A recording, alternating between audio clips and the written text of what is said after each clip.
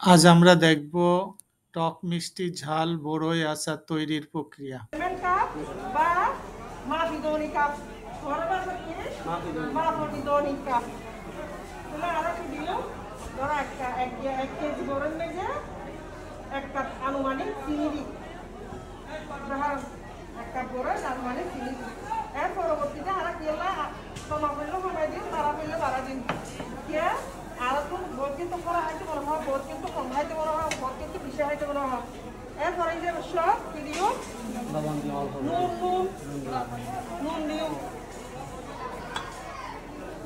নুন দিম তো কেমন আর তো বুঝিম মাঝে জেন্ডিলা জিব্বা জেনলা মজা আইব জেনলা নুয়ব হর লাইন দিলাম তবে অল্প করে দিম পরবর্তী যখন লাগিব তখন দিম আরেকটা দিম তাহলে আর তো না আচার করতে কইলা কি লাগিব তেজপাতা লং এলাচি দারচিনি দ্বিতীয়বার হল কি চিনি তারপর হল কি নুন তারপরে হলুদের গুঁড়ি হলুদের গুঁড়ি পরে আর তো সবচেয়ে বেশি আচার মেন উপাদান কি অতি রসুন লেগে থাকবে এটার নাম কি পাঁচফোড়ন লাগবে আর একটু তারপরে এটা পাঁচফোড়নের বাইয়া গুঁড়ি দিয়ে হলদ ভাঙি ফেলাই আর হাত বাইয়া গুঁড়ি তারপরে মরিচের গুঁড়ি অল্প করে এবার কি জিরার গুঁড়ি বলতে গরম মশলা বলতে লং এলাচি তেজপাতা দারচিনি গোলমরিচ আর গুড়ি ভাঙি ওরা আর বরম বই রেখি বলতে কি মরি বা মিরা জিরা ইনগ্রেডিয়েন্টস মানে কি ইনো জিনিস পাতি লাগবে গজুম দিন এবার বিয়ের নাম আছে একটা নদী পেনিগা আর একটা নদী সিরকা এবার কি ব্যবহার করে বলতে আর যদি এক বছর না যদি মজুদ রাখি বা সংরক্ষণ করে রাখি এত লাগে আর আচার যদি ব্যবহার করি পুরা বা ফাঙ্গাস নয় ফান এই জিনিস ব্যবহার করা করিব গুঁড়া বা ফাঙ্গাস নয় ফান আর জিনিস ব্যবহার করা করিব যদি আর ব্যবহার নগর তাহলে আর তো আজিয়ে বা 3-4 দিনের ভিতরে খাই ফেলা করিব ফেলা আর তো গুঁড়া আই মধ্যে ফাঙ্গাস আই মধ্যে ফেলাই তাহলে আর আরেকটা জিনিস দিবা অরেক তেল আচার মূল উপাদান হলে কি অরেক তেল রসুনগুলা রান্না করতে তাহলে আর একটু বহুত কিন্তু ডায়াবেটিস আছে বহুত কিছু আছে রসুন উৎপন্ন হলে কি আর একটু ওষুধ কিছু মুক্ত তাই মানে আর আচার যদি রসুন ব্যবহার করি দিয়ে হাজার এক কারণে বেশি মজা পাওয়া যায় আর কারণে কি ওষুধ উল্লাই বেশি ব্যবহার পালা যেহেতু ওরা বিক্রি করবে না আর কি দিতে দিই তবে আর একটা কথা হল যদি আর একটু সংরক্ষণ করা হইলে বা জমা রাখা হইলে এক বছরের না আসার যদি জমা রাখা হইলে তাহলে আর একটু বদলিরা নইব আচার বইমা রাখা করিব আর যখন বাড়িয়ে রাখাইম তখন আর একটু কি করা করিব কুয়ানা বা শুয়ানা স্বামী মুচি বইমত দিয়া করিব আর দিলে পারিবা ভিজা অনেক কিছু বাজানে পারিবা মনত রাখিব নিয়া হ্যাঁ কি আল্লাহ সংরক্ষণ বা জমা রাখি পেলা এক বছর আল্লাহ জানা তাহলে একটা উপাদান কি দিই চিনি লবণ তারপরে পানি বুঝছো না আরো সবসময় কি ব্যবহার করছি মাপনি কাপনি ব্যবহার করছি কি আল্লাহ 1 কেজির মাঝে তো হদিন জিনিস দিও হদিন ন দাও মশলা হদিন ডালি হদিন ন ডালি তবে বিয়ান জিনিস সেটা আচার বানাবে সব বিয়ান জিনিস আর রুচির উপর ডিপেন্ড করে কি চিনি এত লবণ আর কেন জ্বালা দিয়ে মিরা চিনি লবণ আর তুন রুচির উপরে ডিপেন্ড করে দেখি তৈরি করার জন্য গরুটা সিদ্ধ করলাম পানি চিনি এবং লবণ দিয়ে এর পরবর্তীতে আমরা যখন পরিপূর্ণভাবে আমরা আচারটা রেডি করব তখন আমাদের ফার্স্ট টাইম দিতে হবে একটা কড়াটা শুকানোর পরে আমরা 1 কাপের পরিমাণ মতো আমরা তেল ঢালবো 1 কেজি গরুতে 1 কাপের পরিমাণ মতো আমরা মেজারমেন্ট কাপ দিয়ে 1 কাপের পরিমাণ মতো আমরা তেল ঢালবো এরপরে আমরা এখানে তেজপাতা লং 1 চামচ মতো আমরা পাঁচফোড়ন দিলাম, তারপরে দিলাম তেজপাতা,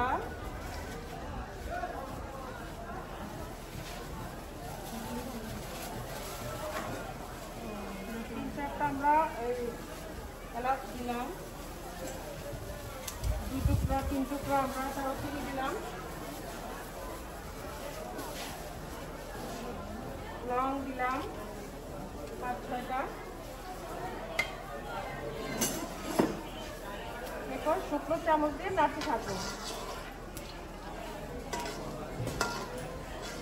অল্প কিছুক্ষণ নাড়ার পরে রসুন কুচি দিলাম অল্প করে। যখনই ফেনা উঠবে তখন খেয়াল রাখতে হবে যাতে আমাদের সরিষার তেলটা ফেনা ভালো, ফেনা যখন আসবে তখনই বোঝা যাবে কি আমাদের সরিষার তেল ভালো। এবং আচারটা রেডি করার জন্য আমাদের মোটামুটি কয়েকটা আইটেমের মশলা দিলাম এখানে, বাদামি কালার হোক অল্প করে। এবার আমরা গরম পানিতে সিদ্ধ করা তেলে নেওয়া বড়ইগুলা দিয়ে দেবো তেলের মধ্যে। আমাদের রসুনগুলো বাদামি কালার হয়ে গেল।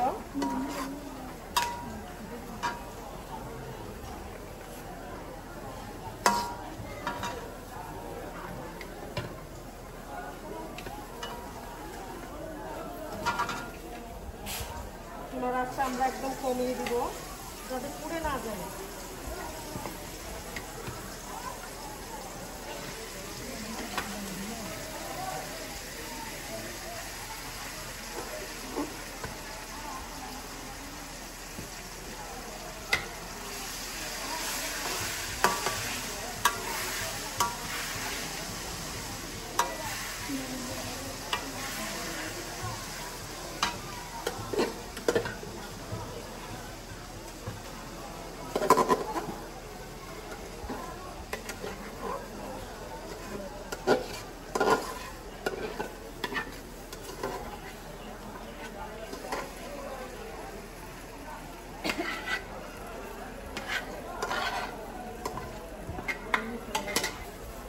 আমরা নাড়তে থাকবো। এবার আমরা নাড়তে থাকবো।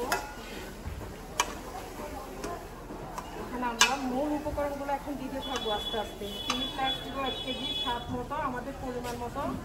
অনেকে ঝাল খায়, অনেকে মিষ্টি বেশি খায়, অনেকে কম ঝাল খায়। আমরা চিলি ফ্লেক্সগুলো দিয়ে দিলাম।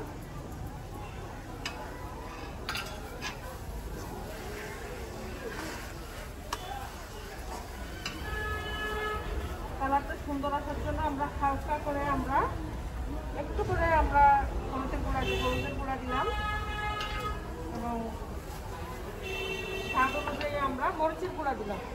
যাতে অনেকে কিছু ঝাল খায় সেজন্য স্বাদ অনুযায়ী একটু মরিচের গুঁড়া দিলাম, যাতে টেস্টটা একটু ভালো আসে বা অনেকের ঝাল প্রয়োজন সেজন্য।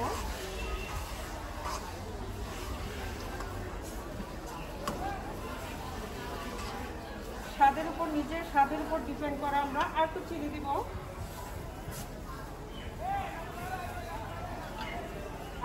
দিব, কারণ এখানে টক ঝাল মিষ্টি আচারটা তৈরি করতে একটু চিনির পরিমাণটা একটু বেশি, বা আপনি চিনির পরিবর্তে গুঁড়ো ইউজ করতে পারেন।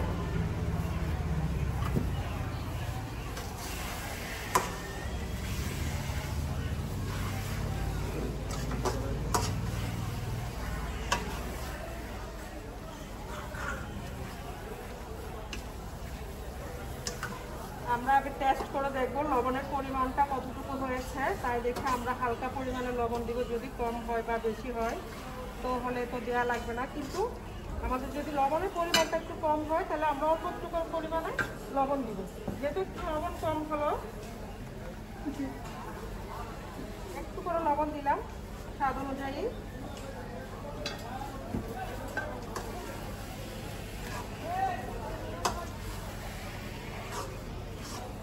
নাড়তে থাকবো সবগুলো।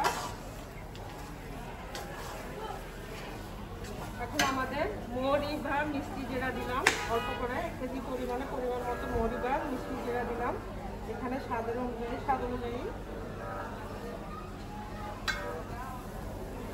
তারপরে 5 ফোড়নের তেলে নিয়ে গুঁড়াগুলা ইউজ করলাম আমি, যাতে একটু ভালো স্বাদটা বা টেস্টটা একটু ভালো আসে সেই জন্য।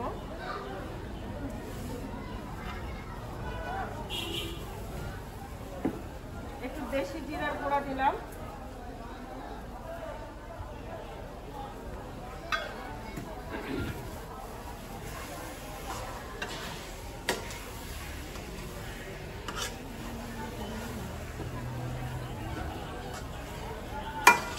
আমরা এই আচারটা দুইভাবে আমরা খেতে পারবো। প্রথমে আমরা এই আচারটা ফ্রিজিং করে রাখা যায়, আবার 1 বছর জুড়ে সংরক্ষণের জন্য আমরা যখন রাখবো ফাঙ্গাস না আসার জন্য, তখন আমরা ভিনিগারটা প্রতি কেজিতে 1 কাপ বা 2 কাপ করে আমরা ভিনিগার ইউজ করব, যাতে আমাদের সংরক্ষণের জন্য সুবিধা হয়। এতে ভিনিগার ইউজ করাতে আমাদের আচারটা অনেকদিন ভালো থাকবে এবং আচারটাতে ফাঙ্গাস আসবে না। আমি হাফ কাপ ভিনিগার ইউজ করলাম।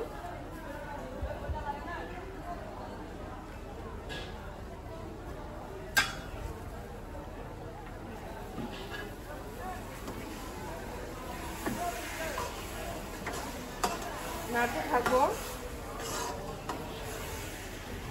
যাতে এখানে চিনি দেওয়া আছে, পানির আচারটা একটু হালকা একটু পানির মতো হয়ে দেখা যাচ্ছে, যাতে একটু শুকায় যায় সংরক্ষণের জন্য।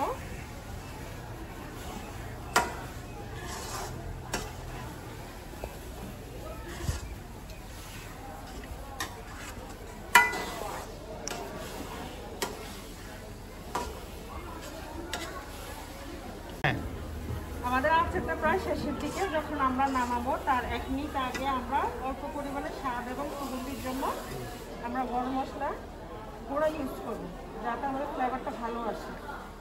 হ্যাঁ, এখন আমাদের নেড়ে দিতে হবে। নেড়ে দেওয়ার পরে আস্তে আস্তে আমাদের সংরক্ষণের পালা।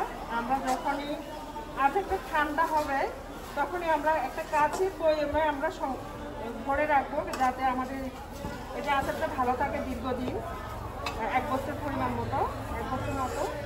তো আমাদের আচারটা যদি আমরা খেয়ে না ফেলি বা অল্প অল্প খাই, সেজন্য আমাদের ধরে রাখার জন্য আমাদের কাঁচের বয়ামটা আমাদের জন্য বেটার হয়। কাঁচের বয়ামে ফাঙ্গাস আসে না কখনো। আর আমরা 1 মাস বা 2 মাস পর পরে আমরা এই আচারটা রোদে দিব, যাতে নেড়ে চেড়ে একটু হালকা করে আমরা রোদে দিব, যাতে এই আচারটা ভালো থাকে। এখন খেয়ে দেখতে হবে টেস্টটা কেমন আসছে।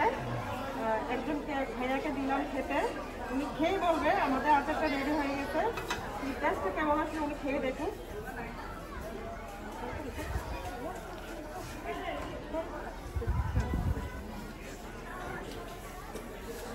দারুণ, এক্সেলেন্ট।